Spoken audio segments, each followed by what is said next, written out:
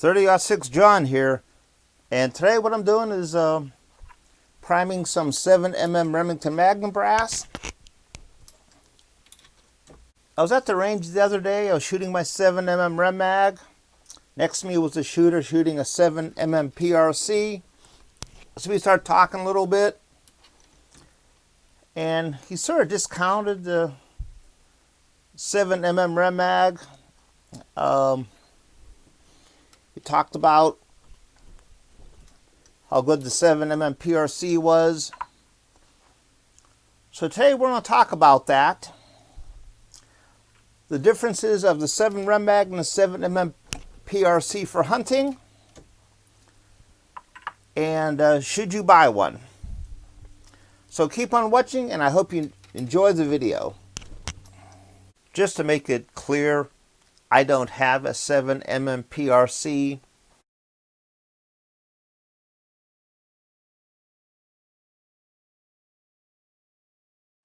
Let's talk about the 7mm PRC.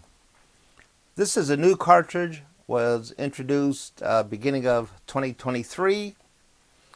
Has become sort of popular. Ballistically, it shoots a 175 grain bullet going 3,000 feet per second. It sort of follows the 6.5 Creedmoor, shoots a heavier bullet with a faster twist barrel. One thing I have heard from a couple of people is that it seems like when they chronograph some of the ammunition, it's way slower than it should be. Supposedly this is from a Magnum powder shortage. Not sure what the reason is. Let's talk about the 7mm Remington Magnum. This was introduced in 1962 by Remington. It was developed as a flat shooting hunting cartridge that had less recoil than some of the other Magnum cartridges, the 300 Weatherby Magnum, the 338 Winchester Magnum, but was still offering a flat trajectory. Its main competition when it came out, of course, was the 270 Winchester and the 30-06. Even though this was developed as a hunting round, it was used for some target shooting. About 1970, it did win the prestigious 1,000-yard Wimbledon match at Camp Perry. I made this ballistic comparison drop table. This is from the Hornady's website. You could just type in all the values and it'll create a chart for you. The 7mm Remington Magnum 150 grain tip triple shock Barnes going 3140. This is my hunting load. I'm comparing that to 7mm PRC 175 grain ELDX going 3000. This is from the ammo box. I didn't actually chronograph it. I don't have a 7mm PRC. I sighted these in so the bullet wouldn't go above or below 3 inches. So they're both sighted in, zero range of about 262 yards. If you look here, at 200 yards are within 1/10 of an inch of each other. 250, 300, 350. 400 yards are only 2/10 of an inch difference. At 450, the heavier bullet has a higher ballistic coefficient, drops a little bit less, about 0.6 inches. Then finally at 500 yards, the difference is about 0.8 inches. It's not quite an inch.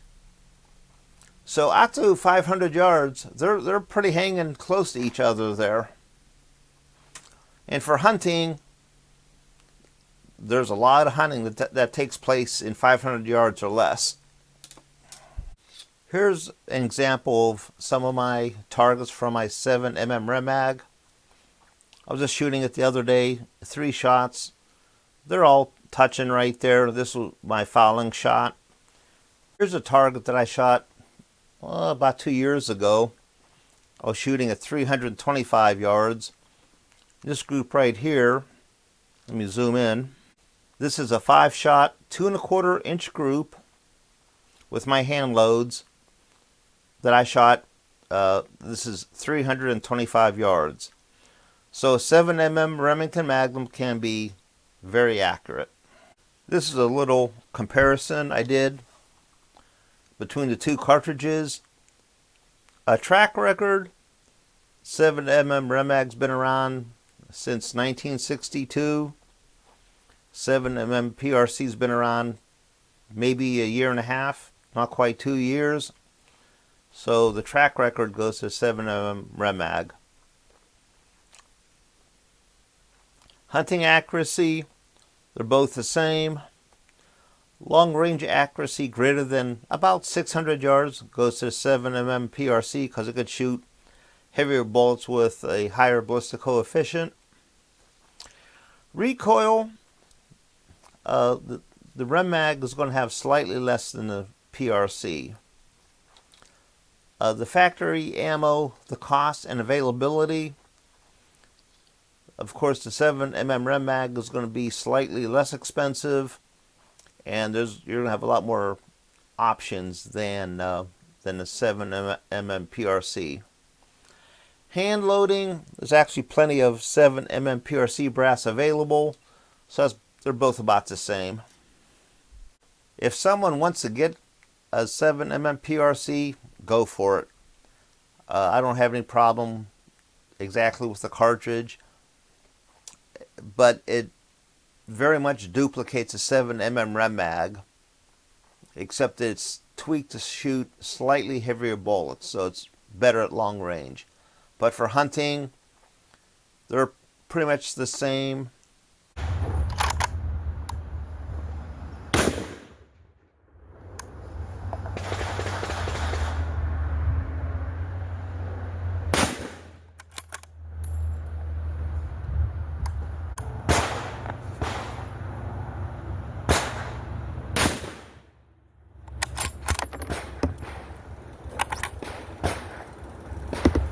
I want to add that the whole shooting system is multiple things to be concerned about. The cartridge is just one part of that. Of course, the rifle, if you have a accurate rifle, high quality rifle, a less expensive rifle, that'll affect reliability and accuracy. What type of optic and mount you have on the firearm.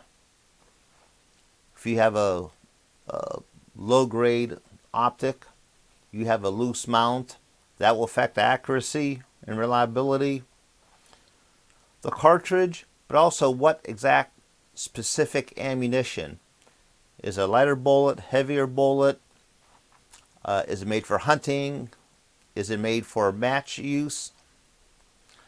Then lastly is the individual, the actual shooter, their training and their capabilities.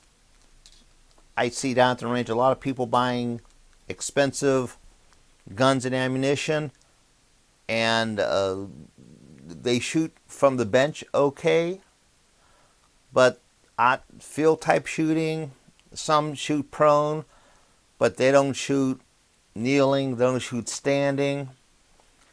They don't shoot much off of shooting sticks or off of tripods.